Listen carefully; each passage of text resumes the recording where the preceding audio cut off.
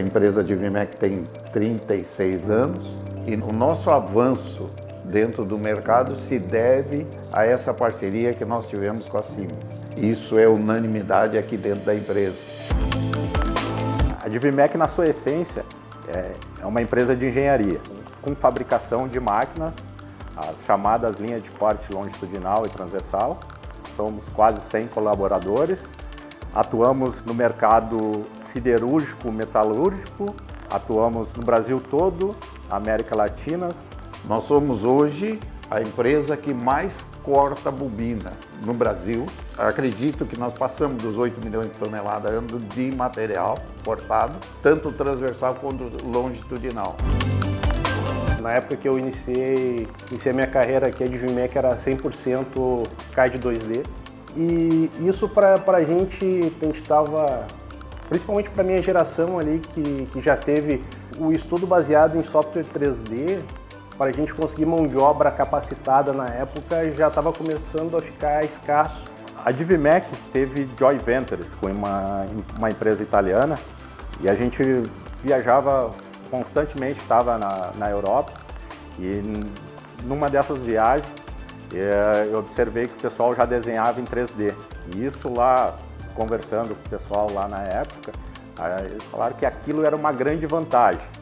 E os projetos da Advimec não são pequenos, são projetos grandes, que nem a gente estava apresentando uma anime para vocês, que tinham 62 mil itens, tem linhas com 40 mil itens. Então isso para a gente fazer esses 62 mil itens em CAD 2D e produzir eles sem erro na fábrica é praticamente impossível. A gente conseguia minimizar os erros com o treinamento do pessoal, né?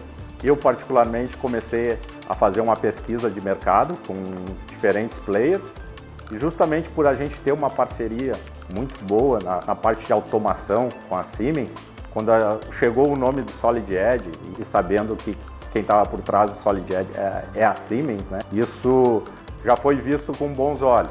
E quando a PLM Pro veio apresentar o Solid Edge na Advimec, nós não conhecíamos, nenhum projetista da Advimec conhecia a solução do Synchronous. Isso foi muito enfatizado na apresentação, que a facilidade como desconectar daquela visão do sketch, né? Porque quem vem do CAD 2D, o sketch.